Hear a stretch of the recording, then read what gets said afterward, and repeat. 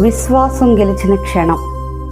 ప్రియ స్నేహిత, బైబిల్లో దేవుడు తన ప్రజల్ని విడిచిపెట్టబడిన వారు కాదు, హెప్సిబా అని పిలుస్తాను అని చెప్పాడు.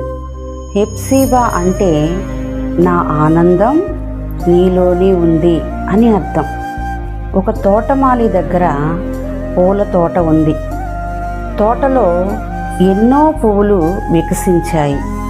కానీ వాటిలో ఒక చిన్న పువ్వు చాలా బలహీనంగా ఉంది.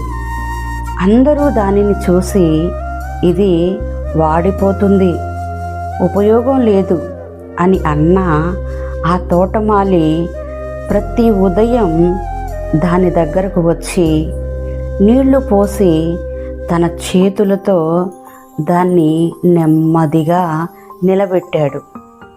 రోజులు గడిచే కొద్దీ ఆ చిన్న పువ్వు కూడా అందంగా వికసించింది. దానిని చూసి తోటమాలి ఆనందంగా అన్నాడు, ఈ పువ్వే నా ఆనందం, ఇది నా హెప్సిబా. మన జీవితాన్ని కూడా ప్రపంచం వదిలేసినట్లుగా అనిపించినా దేవుడు మనలను విడువడు. ఆయన మనల్ని తన ఆనందం అని పిలుస్తాడు. మనం బలహీనులమైన తక్కువగాను భావించబడవచ్చు, కానీ దేవుని దృష్టిలో మనం విలువైన వాళ్ళం. ఆయన మన పేరు మార్చుతాడు, హెప్సిబా అని పిలుస్తాడు. స్నేహిత, ఈరోజు మీరు గుర్తుంచుకోండి, దేవుడు మీలో ఆనందిస్తాడు.